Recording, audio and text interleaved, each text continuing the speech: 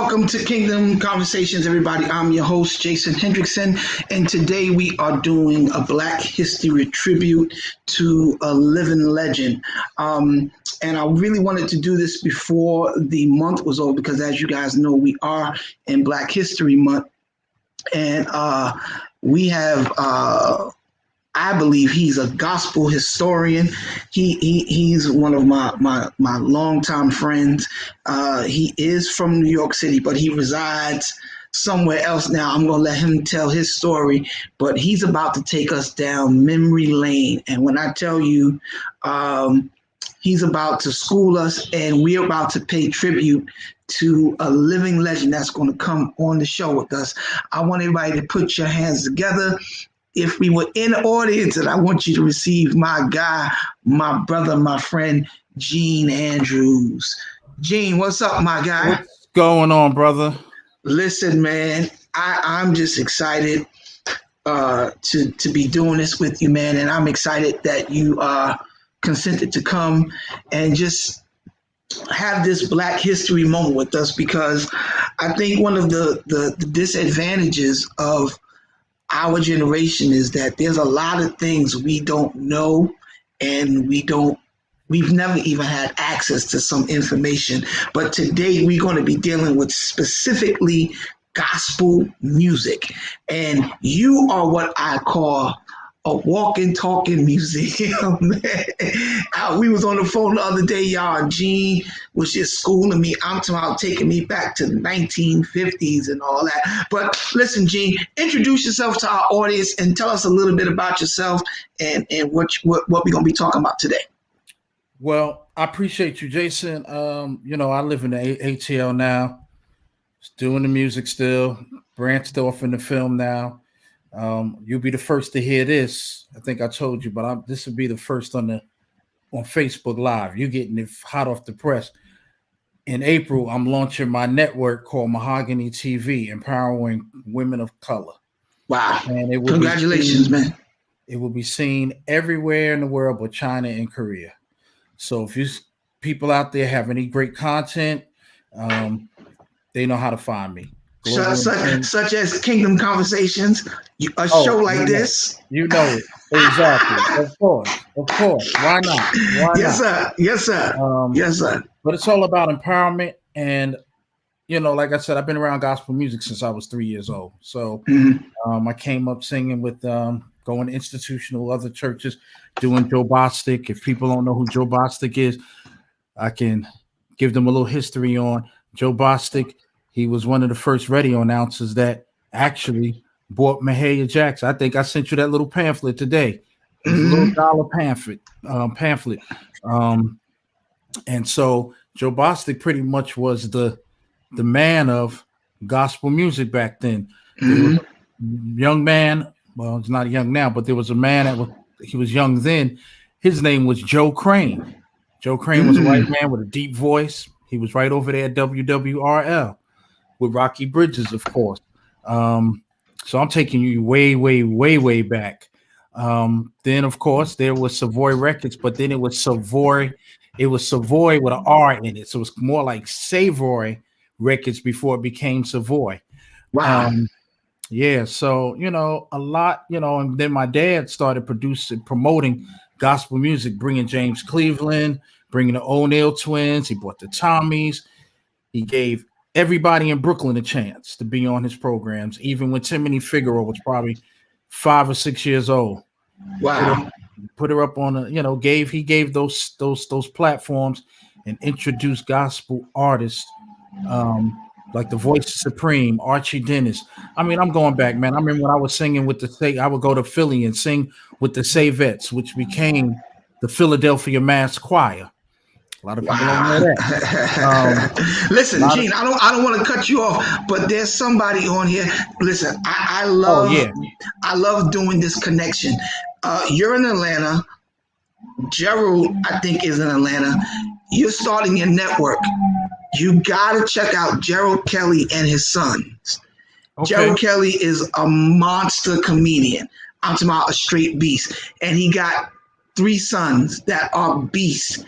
If we could kind of figure out how we could get them like their own show or something like that. I don't know what can happen, but you and Gerald need to connect. So Gerald, listen, all he got to do is please call me. Just tell him to listen. call me, and the rest is done. Listen, let's make it happen. See Yeah. how that happened right there? Now, Gerald, I do want 10% because I am your acting manager. I am your acting manager for this deal only. Whatever you do outside of this deal, Gerald, is on you. But for this right here, I need in. I got to do the theme song for the show. Something we got to work it out. But all jokes aside, I really want you and Gerald to connect because I think y'all can do some amazing things, especially because y'all in the same city. It makes no sense for y'all not to know each other. But go ahead. Well, back to what you were saying. No, definitely because I got a whole film production company moving from LA. They touched down here March 1st, and I'm talking about they Tyler Perry status, what they're about to do. So we're always looking for content. Yeah. But back to the gospel.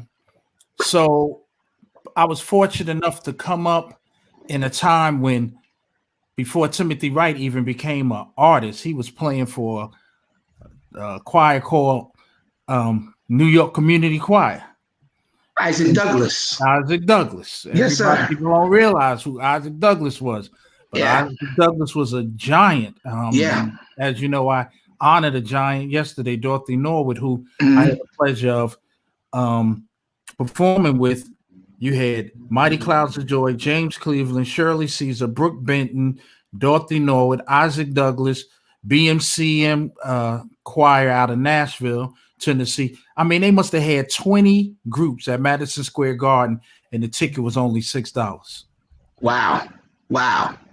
And so I've been blessed, and then I was blessed to have a godfather by the name of Dickie Mitchell, who we have on the phone today. The living legend, right? The living legend. We're talking Alfred Bolden. He inspired people like Tim, like Alfred White. I mean, to this day, J.C. White. I mean, these people have whole Dickie Mitchell as pretty much the man.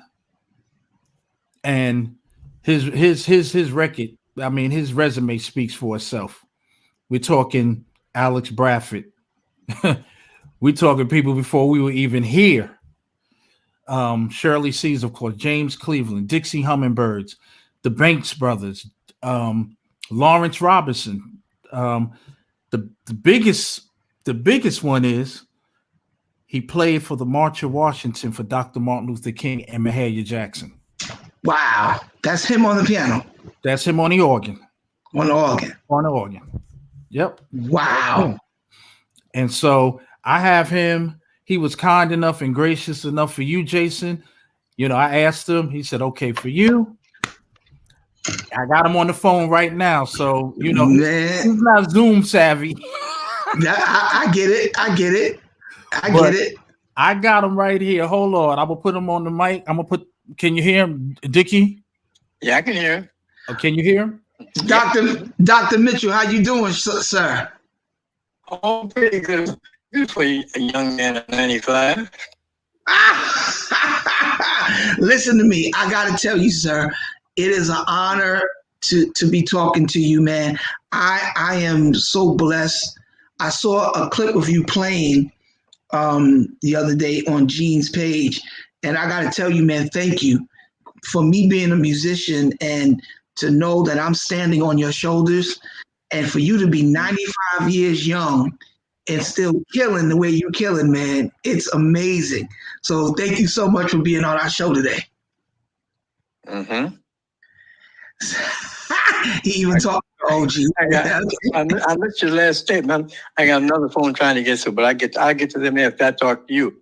Because I've been waiting too long to talk to you now. Yeah, man. So how was it? I'm very glad to meet you. Any friend of Gene's friend of mine.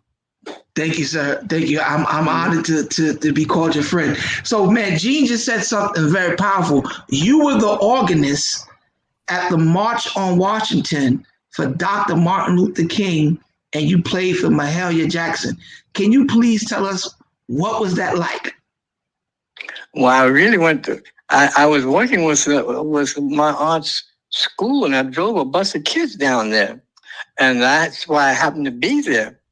And Mahalia sent me a message that her organist had gotten hung up someplace between Chicago and there, and could I help her out? And since I'd been, I played for Mahalia in Boston, in Canada, in California, all over the country, and so it was not a problem.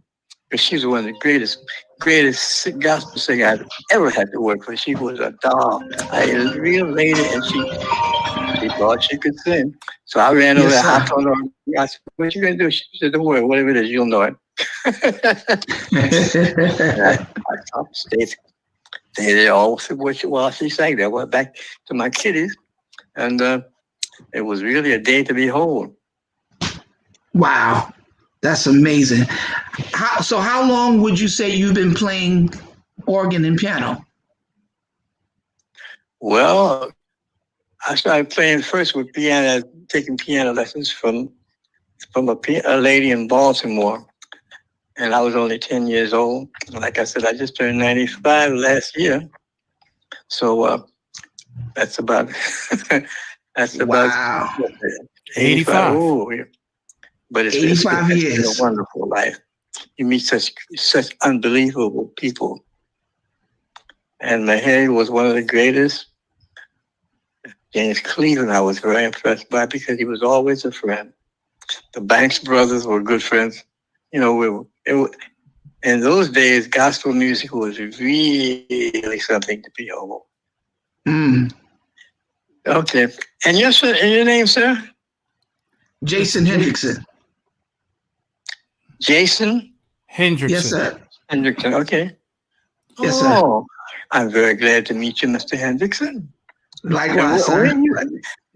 Gene didn't tell me. You're not in Atlanta, though, are you? No, I'm in Brooklyn, New York. He's right there with you, Dickie, in Brooklyn. Oh, I'm out here on Nelson in New York. I'm sure Nelson in St. Mark's. Oh, man, I got to come. Once this thing clears up, I got to come take you to lunch, man. No, I'm not feeling too good. I'm stick with the bed today. I'll come out again sometime later on. No, not today. Not today. He said when COVID leave, because one thing I could tell you about Dickie, his appetite is something serious. So you better bring a wallet. That's good. That's good. That's good. That's good, man. And you know they just opened the restaurants this week. Yeah. Yeah. But I want you to be 100% when we come take you out, man. We just want to love on you, man, because I think for somebody to be doing what you've been doing all these years, man, the only regret I have is I wish I would have met you 20 years ago, so I could have just been, paying homage to you all these years, man. Because what I want to ask you is how did you keep your passion for being a musician all these years? Have you ever been discouraged and wanted to quit? No, not ever. Wow. I went to school down in a college down south. Gene knows about it. Oakwood College. I went down there, and I went down there. My major, when I got to college, was some kind of chemistry. But when I heard those kids sing, that was it. Nah, give me back my piano, organ, whatever you want. I don't care. As long as you got keys, I'll play it. But they had a thing that they did every Friday evening when all the kids went back to the dormitory. The boys in one dormitory and the girls in another dormitory. The girls would start a song. And imagine you got a student body about 400 kids. And when you got 400 voices roaring across a college campus, no instruments, the sound, 4-part harmony is unbelievable. Wow. You can't explain how great it sounds. But you got to do it for yourself. That was when I got involved in that, I said, no, music is for me. That's amazing. I went back to California where my parents were, and I was playing for a church out there. And it was good music, and I enjoyed it. And one day, my uncle called me from New York. He said, I need a musician. I said, Dad, Joe, I can't do it. I'm finished up my degree. He said, I need an organist right away. You start the minute you get here. I said, okay. I'll see you as fast I can get there. And I've been in New York ever since. And Jason, you know who his uncle is? Who's his uncle? He's talking about the great Joe Bostic. Oh, wow. And Joe Bostic, back then, they actually had a theme song with the organ for radio. So Dickie was the guy that put Sweet Owl Prayer on the map because he would play it to introduce the radio program. Wow. So good days. So Dickie, what do you prefer, the piano or the organ? I never thought about it. Whatever's available, as long as it's in good condition. I'm at Bethel Baptist Church now. Once soon as they get rid of this bug they got going around, Right. And I was there under Reverend Hall, and then Reverend DeVoe Chapman, and then we have a new pastor from came in from Chicago, Reverend Morris. But it's a wonderful church, and the people are nice. But unfortunately, when the new pastor came, he found he had two organists. I said, I'm never want to stand on that. I said, don't worry about me. Whatever I can do, I'll do. So I moved over to the piano, which was cool. And, so I found out a lot of things being playing organ all these years and a very little piano. But I've been missing some fun playing the piano. Enjoy whatever you do, and it'll make better. Only one thing, they never asked me to sing. Can you say? They asked me one time to sing. I was in Baltimore, Maryland, and I was graduating from the 8th grade, and they wanted me to sing a part, something from what was it, Messiah or something? I don't know. And I sang it. I sang the song for the program. That was the last time anybody in their right mind asked me to sing. Hey, I never asked anybody to let me sing either. Hey, Wow. I got one thing that, Dickie and I talk often, and this is what I would love for musicians to take away from this call or moving forward, that musicians have to be committed.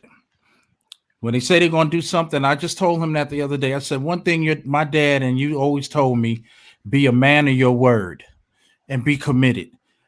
Tell Jason how long you've been at Bethel Baptist.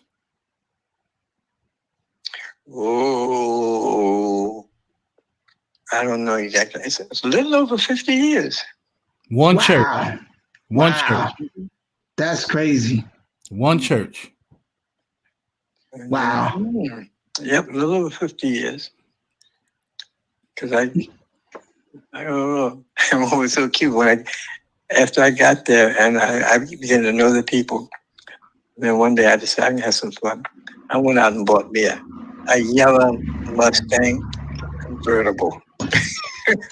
A yellow Mustang convertible. I went to church on Sunday morning. They said, look at him. No Benz, no Cadillac. Nah, I wanted me a yellow convertible. I remember that car. Mm-hmm. Yeah, it is. Wow. So you've played for so many people, Dickie. Is there any artist in particular that you always wanted to play for that you never got a chance to play for? No, not that I know of. So you don't play for everybody. One thing I got to do that I don't think I've seen anybody else do. My uncle Joe Bostic, who had the radio show, gave numerous gospel concerts all over this part of the country, in New York, Philadelphia, all around. And so he was getting ready for a concert at the Madison Square Garden. He said, what can I do make this one different? Because I got to do something to make this one different. I said, I'll tell you what I'll do. I got a friend in New Orleans. Oh, plays organ, and I've got one in Chicago I can get, and I got one in where the other one from? Chicago. New Jersey. Yeah, we were on the stage with 4 Hammond organs, 4 of the most popular gospel organists in the country, and we were up there for about a half an hour, and the sounds that we got were unbelievable. And that was started off his concert for that day, and Wow. I've never seen that done in my life. But 4 Hammond organs on one stage, nothing playing but organs. Everybody got a chance to do this thing, and it was beautiful. It was really something to behold and hear. I was certain, so we didn't plan on even taping it so we could repeat it. But after we had to get back on the plane to go back to the cities. It was a Saturday, and they had to be in church for Sunday. But it was good. So let me ask you this: what is your feeling about the change of the sound of gospel? Because now we have a lot of African American churches that are kind of segueing into that CCM sound, the Christian, contemporary sound. What are your feelings about that with the sound of gospel of today versus what it was when you were coming up? This I turned on. We were on LIB for WLIB in New York for years, and I never paid too much attention to it. But I started listening because I've had some very serious medical problems, and I've been home a lot, and I've been listening. And I went back to WLIB, and I'm listening to the amazing. And I just didn't get the zing from the music now that I listen to, that I got during the days of Philadelphia Mass Choir, the Chicago Mass Choir, and all the big choirs all over the country, and the singers, and the musicians. I used to get when I was moving around with everything. Fortunately, still is the churches where I played. We still got the same old that we were playing in the 50s, and we that's what we were raised on, and that's what we. And I tried to adjust to it, but it just doesn't have that that James Cleveland grip on you, and the Gene Andrews Jr. grip. Yes, sir. Yes, sir. Yeah. Well, and sorry for cutting you off. I just feel, and the music today has lost a lot of the flavor in the writing. People were writing music back then, writing songs, writing about an experience, writing about their testimonies. I just feel now songwriters are kind of, there's a few, but I just feel like there's a cheat way out now. You ride the chorus to a song and say, okay, well, it's the praise and worship.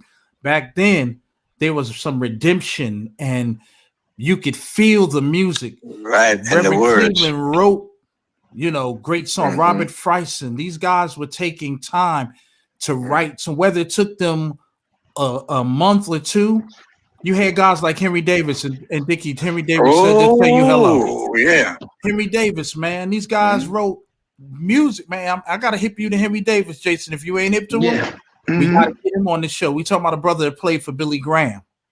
Wow. And he played the piano. Look him up. The Voice of Supreme, Calvary Crusaders. He and Richard Smallwood went to school together. There's a YouTube video out there on Richard Smallwood and Henry Davis and a guy named Mark Payne where they're doing dual pianos. These guys are monsters, man, from Howard University, so, and a lot of cats today, they can't play hymns. So we're missing out we're skipping, we're kind of doing hurdles over certain things that made gospel music what it is. And now it's become so commercialized. And why, and I say this open and candidly, why should we have to conform to CCM when CCM don't conform to gospel? I'm just throwing it out there. Go ahead, I'm with you. Listen, if Dickie say he with you, I'm with you too. To it. What'd you say, Dickie? The new music just doesn't have that pull to it. The pull. Okay, yeah. Dickie, let me ask you a question because Gene says something about the hymns. How important is it for young musicians to learn the hymns of the church? Oh, because that's the basis of all your religious music. Mm. You may whatever type of God, whatever you're singing gospel type like that, whatever. That's where the very beginning. That's where it all came from. And if you get a good feeling for that, because people say everybody likes some moving gospel music. It sounds nice and everything, but there's always a spot for a good church hymn. Mm. A hymn is your bailout, right? Mm-hmm. If you feel that the choir bombed, get one of those good hymns and let somebody sing that. It brings everything back. That's I tell you what. That's what I give. And Jason, I give people credit where it's due. That's what appreciation I have for David Frazier. David Frazier is a writer. Oh yeah. You know what I mean? Let's not get it confused. David Frazier is a writer. Now he can do that praise and worship. He can give you a one line and kill you a day, but he will write a good song. Absolutely. And so, if I was to say a generational writer, I look at David Frazier as that one that has started with Jeffrey White and has kind of leaped with heads and leaped and leaped and leaped and leaped.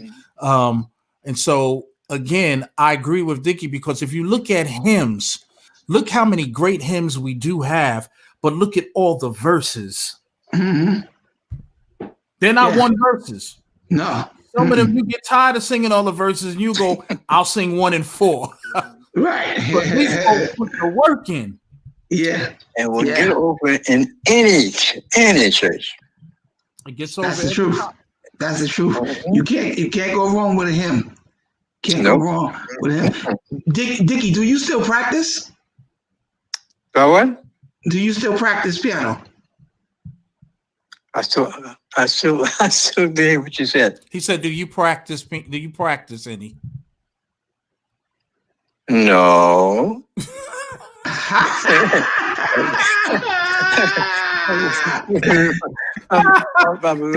Like the little girl said. So the doctor, is this where the doctor has to practice?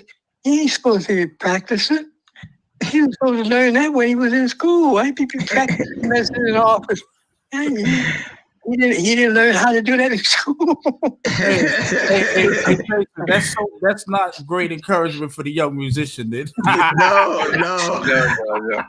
But listen, they haven't been playing piano for 85 years either. You better know that, right? That's right. So that's amazing, man.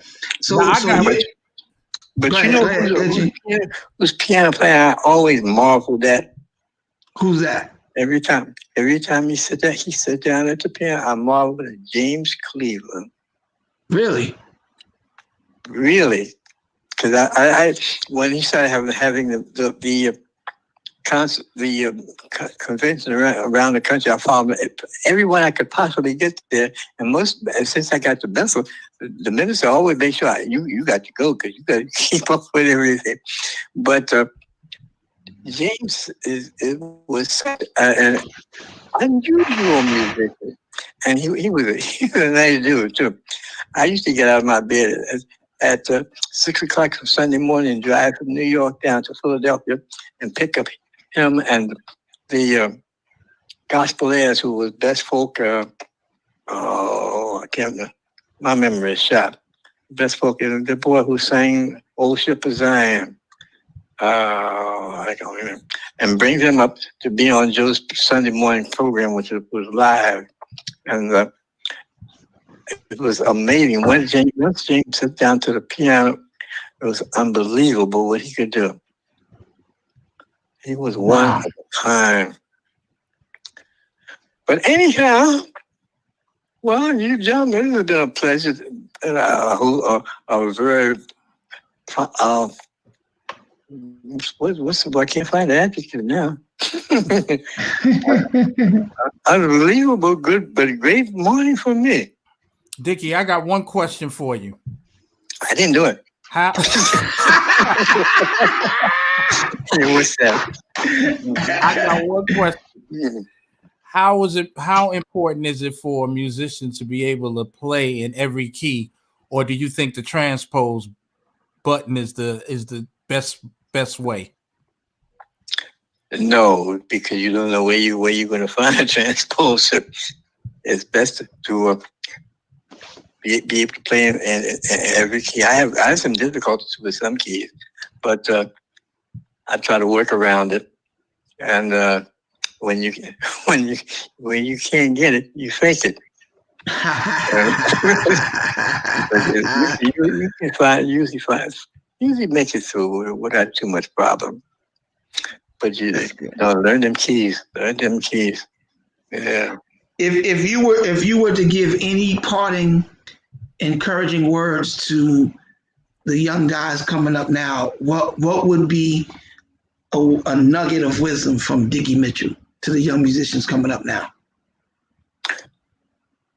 I said, play as much as you can. Play when you're around people, and play when you're not around people. Yes, sir. A lot of times you can come up with things that you never thought you could do until you're sitting down on the piano all by yourself, and there's nobody in the whole church but you. Wow.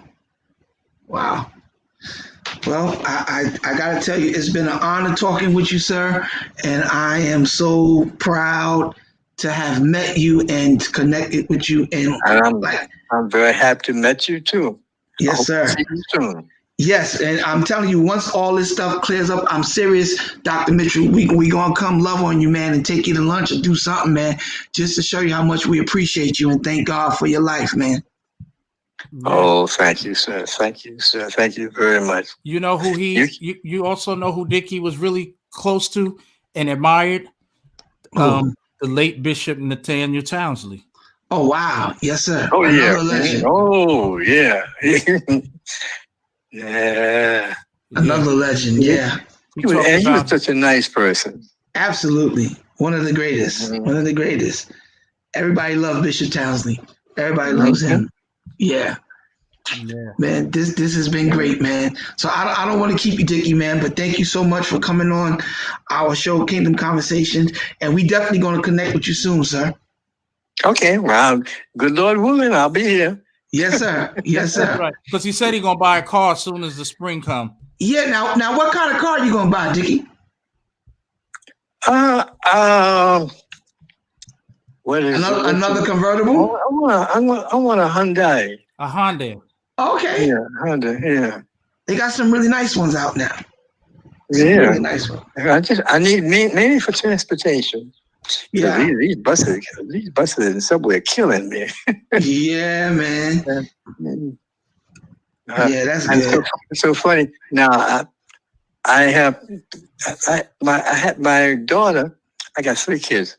A daughter I love. I got 2 boys who one of them is a computer genius. Okay.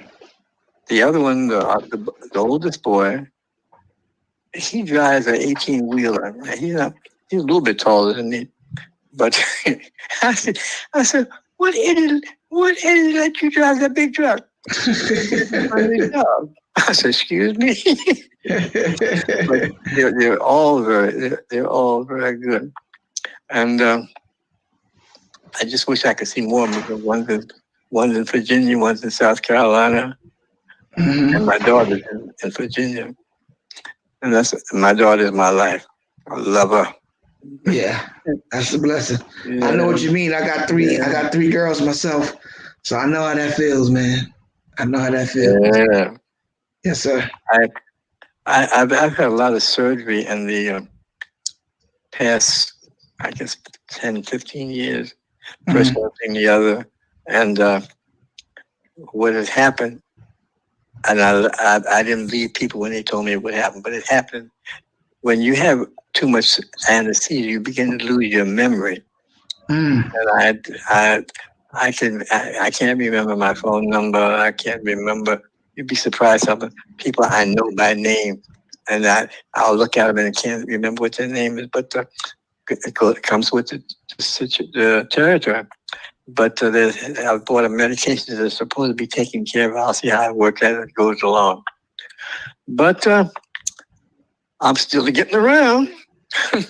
That's what counts. That's what counts, man. I got a bunch of good friends that the gentleman we're both talking to, yeah, Yes, who I've sir. known ever since he was a little toddler running around the top of the balcony in the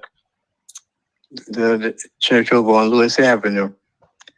And his father said, "Geez, stop that running." And he stopped running. Wow. Oh, yeah. Wow. He and his family been a family to me all my life since I've been in New York. Yeah. That's amazing. Dickie encouraged my dad to learn to play. Dickie encouraged my dad to play.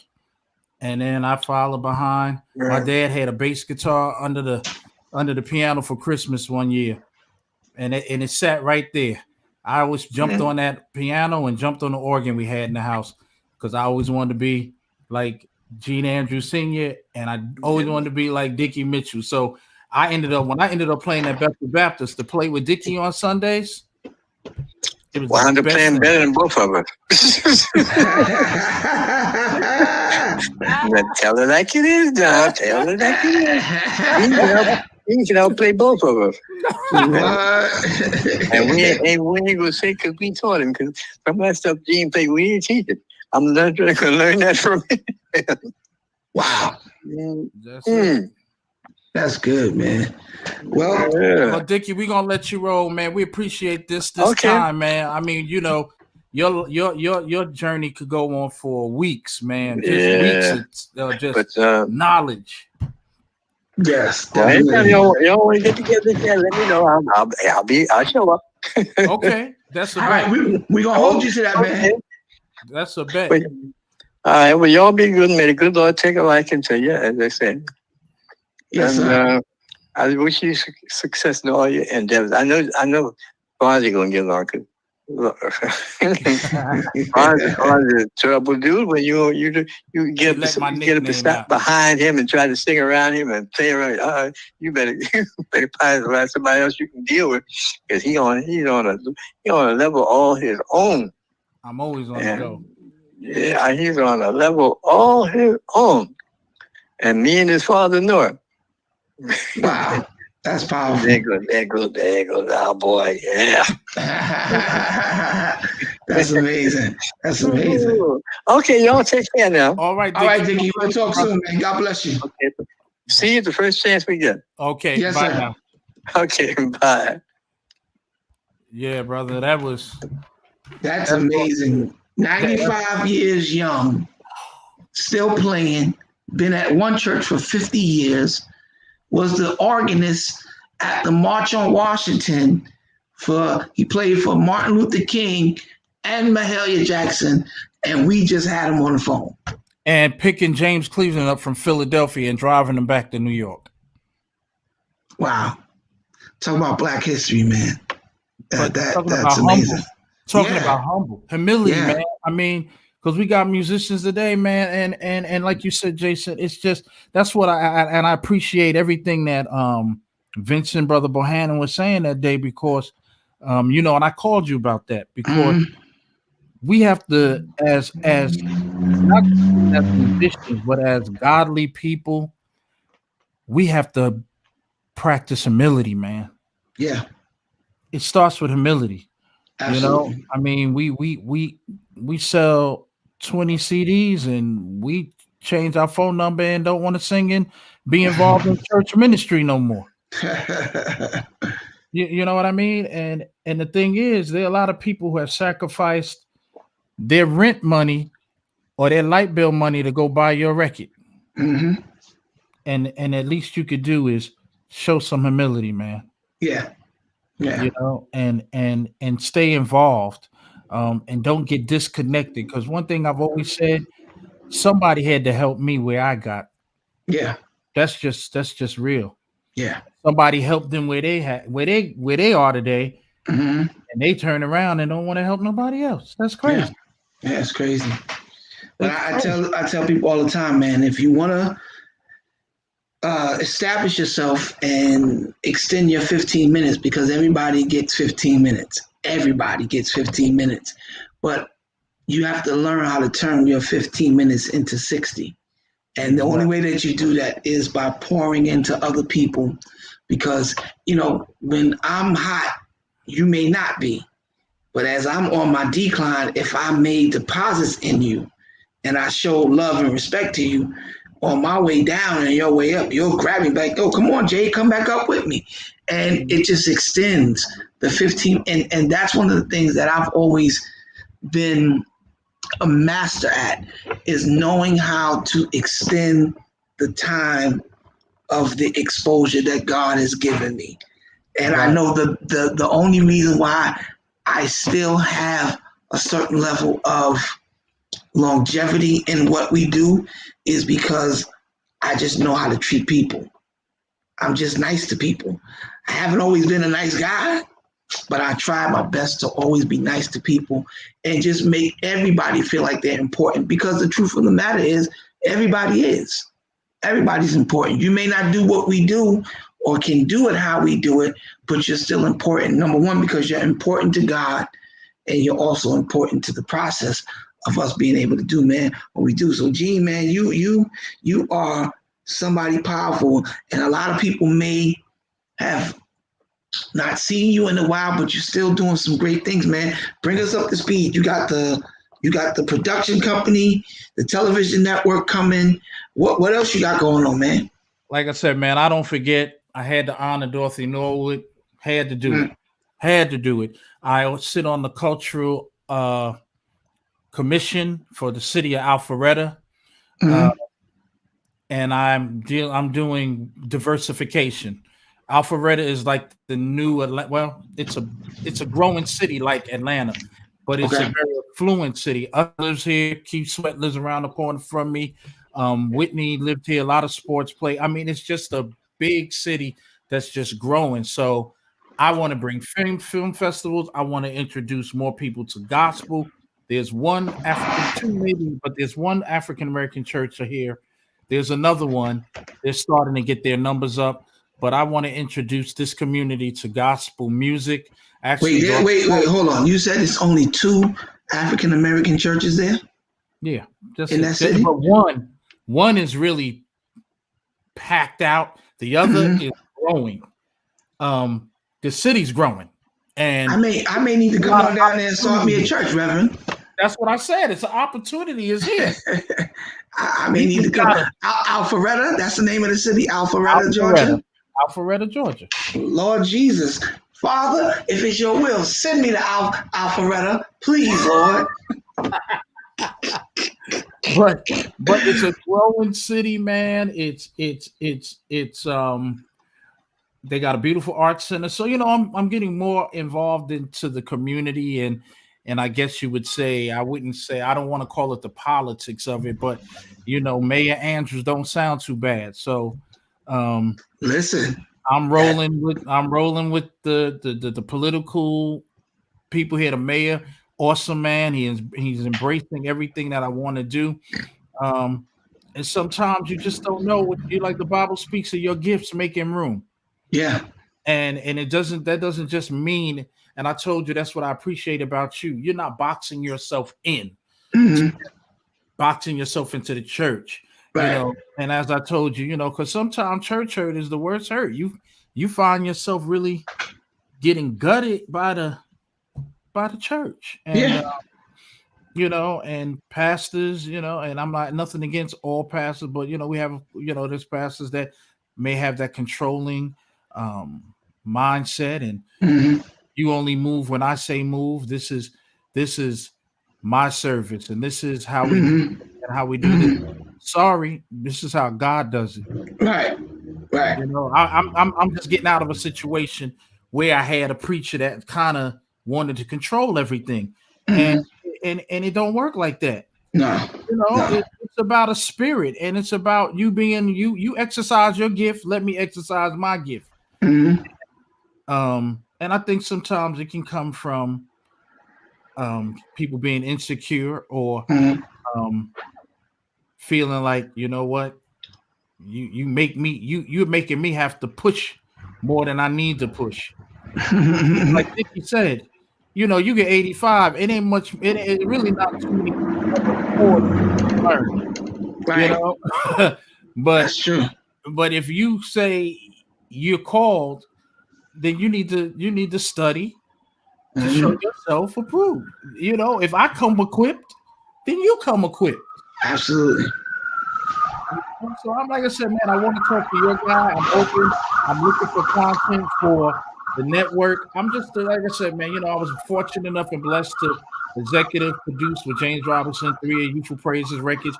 I did Zach Williams record. I'm working with Isaac Brown down in Florida. I just feel that the platform gospel, especially for choirs, that's not what it used to be. No. And so, you know, we would hate to look at the dynamics, the way they shift, but I think there should be some people that can really that are really leaders in this gospel thing to kind of start to blow the wind back. Yeah. Just blow the wind back. And I want y'all to notice, Gene, talking about all them people he worked with, he didn't say Jason Hendrickson. I don't understand this. He done executive produced this one project. I love JJ. I love Zach. Those are my brothers. But he done did all this. What we waiting on? You know what? It ain't never too late, Doctor. I'm never here. Too late. It ain't never too late. Like I said, I've been following you. You know, sir. Yes, and I sir. remember when, you know, we would see each other. We see people different places, and honestly, you never know. One thing we recognize. We recognize time. Maybe back then it wasn't that place or the time. Right. And everything has timing, and this is the momentum built up for that giant wave for us to be able to do big things. Because listen, man, you got new sweatsuits I gotta buy. You making me, I gotta get the, you know, I saw it today. Sir. Man, you killing me. Killing me. I love that payoff. I love that pays off. I love it. Oh, loyalty pays off. Yeah. You know? And people need to start supporting. You know, I had owned 2 clothing stores in Nashville. You know, so I understand. You know, business is my thing. But one thing I must say, if we're gonna support Gucci and FUBU and everybody else, they need to be supporting your brand. Yes, sir. Amen. That's when Black Lives Matter to me. Not when they beating on us, we jumping out there and all of that. Black Lives Matter when we start sowing into our community, and then we start seeing a difference in our community. Well, it matters when they beat on us too, Gene. Well, I know. Listen. I don't want the people to crucify you. No. Listen, truth is truth. But I get what you're saying, though. The only time we ever jump up and down, I don't want to. Something bad happens. But they mad when they say the N-word, but it's not okay. It's not cool when we say it. Right. So basically, they're saying, "Well, you guys say it, so why we shouldn't practice something that we don't like." That's just it's a term of endearment. That's what they say. That's what they say. I don't know. Our brother is on here. Our brother is on here. Emery Newman. Okay. He said, "Tell Gene what's up." What's going on, brother? Yeah, Emery, you ain't order no sweatshirt. And me tomorrow, I'm still waiting on my sweatshirt. You gotta order it first, Reverend. I don't fool around. I fulfill orders within 2 to 3 days, Doc. So if you order a sweatshirt, you would have been at it. But Go ahead. That's that word. We're gonna preach. That's that convention talk. That's that convention talk. That's And that we hey know doc. good and well. That's that Hey hey Doc, doc. where's my sweatshirt? You ain't ordered one yet, Reverend. Did he? That's the revelation. That's it. You got to put your order in. Put your, the old church told us put your time in. Payday's coming after a while. You better know it. Put You your know order it. in. Your sweatshirt's coming after a while. Come on here. You can't beat God's giving. No matter how hard you try. Yes, sir. But yo, Gene, man, we got to talk, man, because you have piqued my interest about the city of Alpharetta. Alpharetta. Alpharetta. I got to get used to saying that because I'm gonna put a church down there. That's it. Hey, I told you, man. I was telling Jamal Bryant. I said, listen, man, you need to do a New Birth North. No. Don't tell him that. Don't tell my big brother that. Leave Jamal where he at. Don't you give Let me tell you something. Jamal Bryant is my big brother. I love him. That's my dude. I texted him the other day. You leave, and I'm gonna text him and tell him don't listen to Gene Andrews. Don't you listen to him. Gene Peoples. Don't you listen to none of these Genes. Listen to Jason Hendrickson. You stay where you at. Gene Andrews. He was talking crazy. Don't you listen to him. I'm serious, man. It's been room for a long time, and it's a lot of African American people. How long have you been? How long have you been living down there? Man, I've been in Nashville. I was in Nashville. Right, I remember. I've been here 16 years. Wow. So I watched. What church do you go to? I watched the city grow. What church do you go to out there? I was going to West End, and then I went to Maranatha, and right now I was playing for a church that I kind of parted ways with. Okay. Today, so. Wow, just fresh off the presses. Yeah, I listen, man. I just new pastor, new things. Yeah, I get it. That's all I can say. Trust me. What's understood don't got to be discussed, brother. Trust me. I know. Right. I know all about it. But we gonna talk though, man, because I'm serious. We should start like a Bible study down there. You should. And I'll come in once a week. You should. Let's talk. There's musicians all listen, and the crazy thing is, I can't say where, but I can say this. You remember, Margaret Durow? Remember her? Yeah. Her musician is in Alpharetta at a church. Wow. There's some monsters down here looking to. Yeah, say no more. We gonna talk offline. You know that song? There's room at the cross for you. My Sean. My God. Millions have come. There's still room for one. There's still room for one. Yes, yeah, sir. Man. So we need to talk about that, man. Dead serious. I'm serious, definitely, man. And guess what? What I do know, I know the Saints. There's a lot of New Yorkers here now. And the Saints ain't nothing like Brooklyn Church. That's all Nothing like it. Nothing like it. It ain't like the New York church. That I do know. Yes, sir. These churches here like to get out at. I got spoiled. We don't stay in church after 12:05. Oh, listen, that's one thing that has changed. I don't like long church no more, Gene. So if we can't do it in 90 minutes, we ain't doing it at all. I'm telling you. Unless it's God, it gotta be God himself that has interrupted, then I'll move out the way. But other than that, man, listen, we start our service at 10 and by 12 o'clock, we on our way. That's what I'm saying. Because down here, you go 12:15, you go 12:15 down here, they're gonna pull you and the pastor's gonna get pulled in. They're gonna have a meeting. Now, Reverend, we love you, but you're having service too long. And it ain't no afternoon services here. We don't do that no more either. No choir anniversary, none of that. All of that is the dinosaur. Let me tell you something. I love it. I'll fit right in. Let me tell you something. They'll love me down there.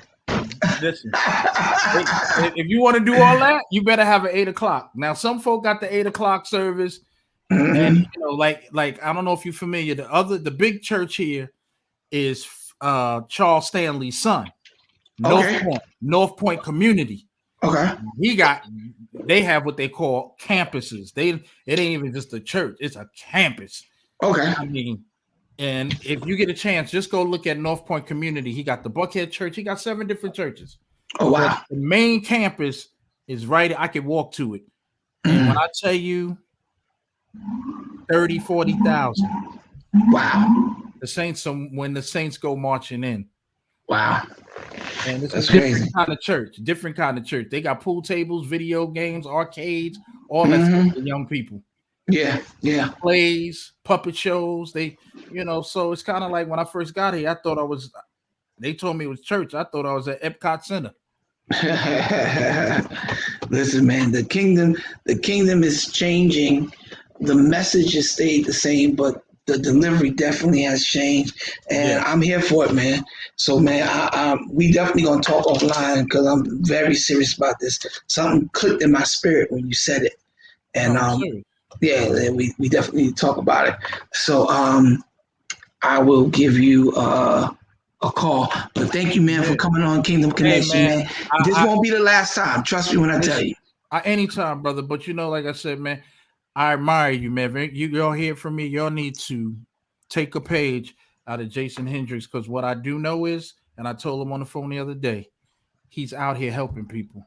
Yes, and sir. Right now, you can look at Biden if you want for help.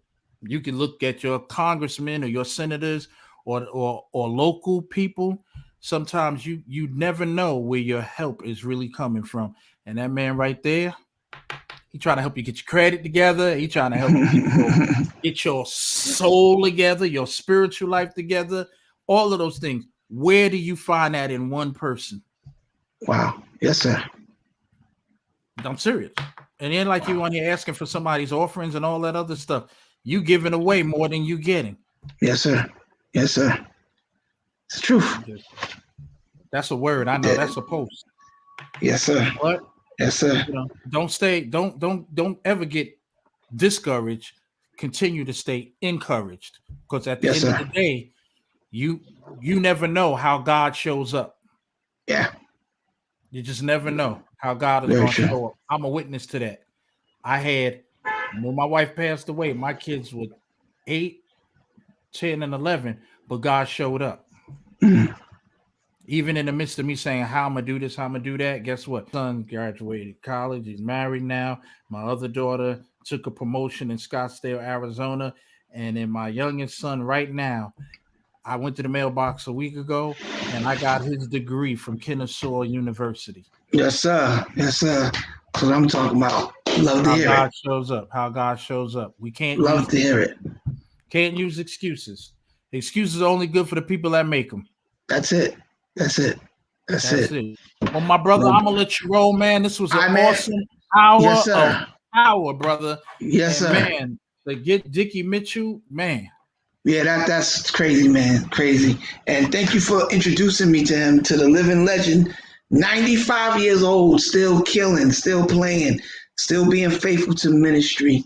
Dickie Mitchell, man. I love you, G, man. We gonna talk soon, bro. And you know what? You're the first. You got 2 firsts today. You got the first from my announcement, and you were the first person to ever interview Dickie Mitchell on Facebook. Wow. Anywhere. Wow. That's crazy. Put that feather in your hat, brother. Yes, sir. Yes, sir. You're the first. You're the first. All right, man. Sebastian Wheat would be mad at you right now because he kept saying, I got to get that guy on camera. I got to get him on camera. We got to do the interview. Yeah. You got one on him. I'm gonna text him and bust his chops a little bit today. I'm gonna say, yo, I just interviewed Dickie Mitchell. Yes, sir. What? I'm telling you, he's gonna be like, what? That's gonna hurt him. Yes, sir. That's my guy, though. All right, Gene, we'll talk, man. All right, my man. Be encouraged. Thank you all for you guys that came and visited us today. We appreciate it. God bless you, man. And make sure your guy get with me, man. Yeah, definitely. I'm gonna connect y'all. I'm gonna make the connection. Definitely. Shoot him my number for sure. All right. Later, brother. Later. Listen, that was an amazing episode of Kingdom Conversation. We got a chance to talk on the phone with the living legend, Dr. Dickie Mitchell. He was the organist. If you go on YouTube and listen to Mahalia Jackson singing at the March on Washington. That's Dickie Mitchell on the organ. And I got a chance to talk to him today. He's 95 years old, been at the same church as the minister of music for 50 years now. Get ready to buy a car, 95 years old, still playing. I just put up a clip of him the other day. So if you ever want to just check it out, go right on the page, check out Dr. Mitchell. But I'm telling you, man, that was tremendous, life-changing. And I'm the first person to interview him on the internet, on Facebook. So, you know, that's an honor and a privilege. And big shout out to my brother Sebastian Wheats, who was trying to get him first, but I got him, big bro. All right, so listen, y'all, Kingdom Conversations, this was a special edition. You know, we only come on Mondays. We will not be doing this every day. Just that Dr. Mitchell made some time for us today. And when a 95-year-old living legend says, hey, I'll make time for you, you do stuff like this. So I want you guys to share this, continue to be encouraged, and let the example of Dr. Mitchell enlighten you and empower you that, listen, you can do this until you don't want to do it no more. 95, I mean, his stretch is crazy. He's playing, man, and he's playing for real. So big salute to Dr. Dickie Mitchell. Thank you for all that you've done for musicians in church, musicians across the country. We're standing on your shoulders and we do honor you. And to me, Black History Month is just not in February, but it's every month because we are some amazing people. We are some strong people. We're kings and queens.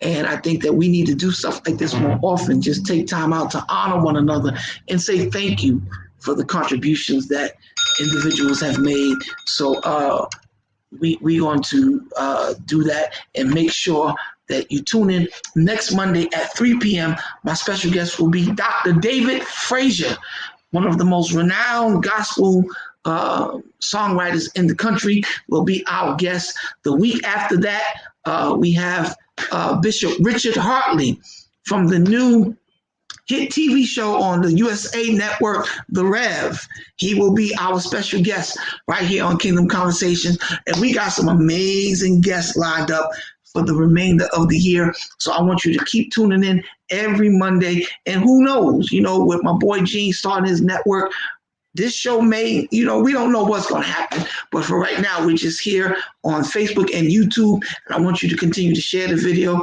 Let everybody know every Monday at 3 p.m. Tune in. Pastor Jay is coming with some amazing guests, some amazing conversations. And a big shout out to everybody that has already been on the show. I love you and appreciate you. Again, guys, today is just a special day. Thank you again to my boy Gene Andrews and Dr. Dickie Mitchell, 95 years young, still doing it. And to all of our partners and our supporters that have tuned in and that will watch later. I love y'all and I thank you for watching. I'll holler at y'all soon. Peace.